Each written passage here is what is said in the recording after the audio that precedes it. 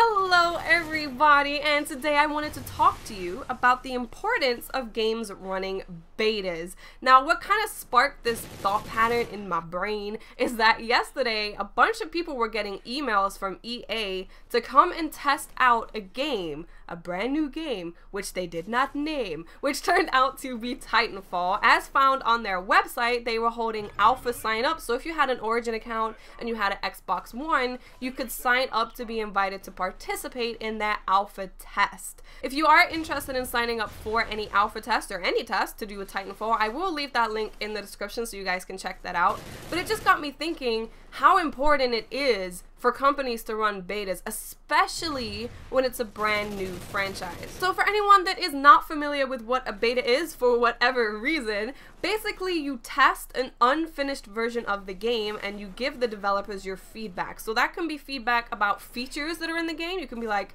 I think this would be better if you did this, this, and this. And it's also to find out glitches and any kind of problems that the game has and deal with them in the beta before you actually release the game. Because when you release the game, there's more people playing it, people have paid for it, people get very mad when stuff doesn't work when they paid for it. So it's very good to hold a beta and kind of iron out all the kinks before you actually release the game.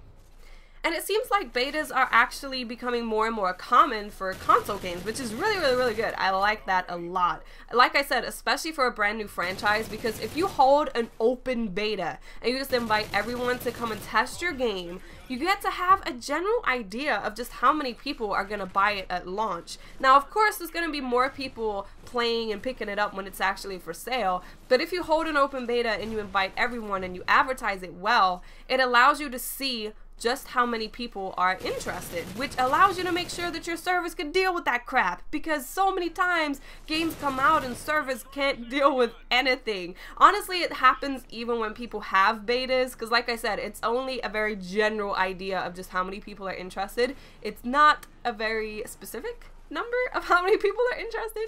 So people usually always have server issues when a game first comes out, but it definitely helps you to have less of a chance of having all of these release date issues when you hold a beta. Now, if Call of Duty was to hold a beta, an open beta, a closed beta, whatever kind of beta they wanted to do, all of these things that we found were overpowered or that we didn't like in the game, that a vast majority of players did not like in the game, we would be able to tell them about that before they release the game. Because what happens is that people, it takes about what, a month or 2 months for people to really find out what's overpowered and what's really annoying and what is a genuine issue.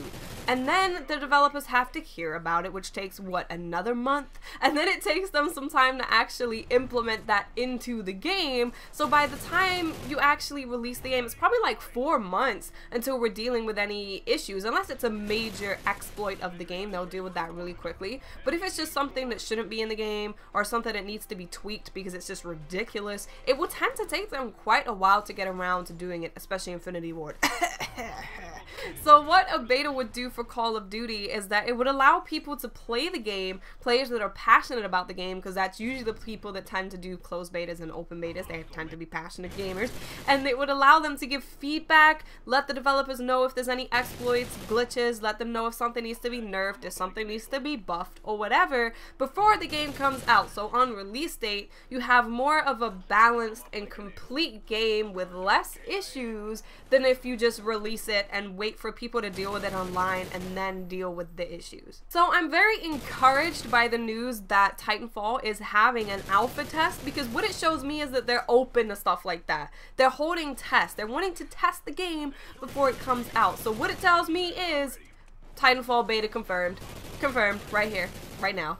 I mean, it makes sense, right? They're having an alpha test. They're open to having an alpha test. I think it makes sense that they're going to eventually have a beta. And I think it's a very good idea for them to do that, because there is a lot of pressure and a lot of hype on EA, Respawn, and Titanfall. So they need to make sure that it's as smooth as humanly possible when it does release. So let me know in the comment section, guys, would you like a beta for future Call of Duties? Do you think betas are a good idea? Do you think they're not that great? Do you think it's whatever? Let me know in the comment section, guys, and I'll speak to you later.